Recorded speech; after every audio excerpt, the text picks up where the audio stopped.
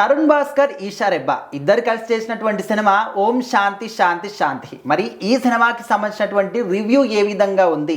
సినిమాని అందరు చూడదగ్గ అంటే ఆ విధంగా ఉందా? అందరి ప్రేక్షకుల్ని కనెక్ట్ అయ్యే విధంగా చేస్తుందా అని చెప్పేసి కొంతమంది అయితే మాట్లాడుకుంటున్నారు. ఎందుకంటే సినిమాకి వెళ్ళే ముందు ఖచ్చితంగా రివ్యూస్ అనేవి చూస్తారు. మరి ప్రీమియర్స్ పడ్డాయి అంటున్నారా? టాక్ ఏ విధంగా ఉంది? ఖచ్చితంగా తరుణ్ భాస్కర్ గారు అంటే డైరెక్టర్ కాదు, యాక్టర్ గారు. ఆయన అందరికి తెలిసిన విషయమే. సరే, ఎన్నో సినిమాల్లో ఆయన మంచి పర్ఫార్మెన్స్ ఇచ్చి అంటే దర్శకుడుగానే కాకుండా యాక్టర్గా కూడా ఆయనకు మంచి భవిష్యత్తు ఉందని నిరూపించుకున్నారనమాట. సో మరి ఆయన హీరోగా ఓం శాంతి శాంతి శాంతి అనే సినిమా చేశారు. దాంట్లో హీరోయిన్గా ఈషా రెబ్బా గారు చేశారనమాట.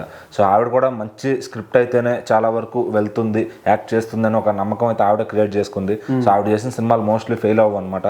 సో మంచి కథ స్క్రిప్ట్ అంతా ఉంటేనే ఆవిడ వెళ్తారు. సో మరి ఆవిడ ఇందులో కూడా పార్ట్ అవ్వడం, మళ్ళీ వాళ్ళిద్దరి పైన కూడా చాలా మంది రూమర్స్ స్ప్రెడ్ చేయడం, వాళ్ళు త్వరలో పెళ్లి చేసుకుంటారని చెప్పి. సో అదంతా పక్కన పెడితే ఈ సినిమా ఎలా ఉంది అంటే కనుక సో మరి చాలా చోట్ల ప్రీమియర్స్ అయితే స్టార్ట్ అయ్యాయి అనమాట. మరి ఈ సినిమా చూసిన వాళ్ళందరూ కూడా సూపర్ పాజిటివ్ రివ్యూస్ అయితే ఇచ్చారు. ఎందుకంటే ఈ సినిమా మీద కొంత భయం ఉంది. ఇది ఒక remake cinema, already Malayalam cinema Telugu ఓటీటీలో కూడా దొరుకుతుంది. సో మరి ఇప్పుడు ఎలా అని చెప్పి అందరూ అనుకున్నారు అనమాట. బట్ ఏంటంటే చూసిన వాళ్ళందరూ కూడా ఎక్కడ రీమేక్ అనే ఒక ఇది అనిపించలేదు, చాలా నీట్గా తీశారు, చాలా ప్రజెంట్ చేసిన విధానం బాగుంది అని చెప్పి కూడా చాలామంది మాట్లాడుకుంటున్నారు. మరి క్లైమాక్స్ కూడా అందరిని ఇంప్రెస్ చేస్తుందని చెప్పి కూడా చెప్తున్నారు అనమాట. సో మరి ఈ సినిమా దేనికి రీమేక్ అంటే కనుక మలయాళంలో వచ్చిన జయ జయ జయ జయ హే అనే ఒక సినిమా రీమేక్ అనమాట. సో యాస్టేజ్ ఈ ట్రైలర్ చూసిన తర్వాత అందరికీ అంతకుముందు తెలియలేదు, కానీ ట్రైలర్ చూసిన తర్వాత అందరూ ఇది అదే సినిమా అని చెప్పి సోషల్ మీడియాలో ఉండే ఇంటలెక్చువల్స్ అందరూ కనిపెట్టేశారనమాట.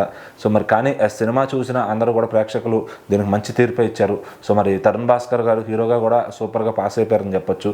సో మరి దానికి హీరోగా రెండో సినిమా అనుకుంటా, అంతకుముందు ఒకటి ఆల్రెడీ చేశారు ఆయన. సో మరి ఇది రెండో సినిమా హీరోగా. సో ఇంకా ముందు ముందు కూడా హీరోగా చేస్తారా? మరి ఇప్పుడు నెక్స్ట్ మళ్ళీ డైరెక్టర్గా ఈ నగరానికి ఏమైంది 2 రిపీట్ వస్తుందన్నమాట.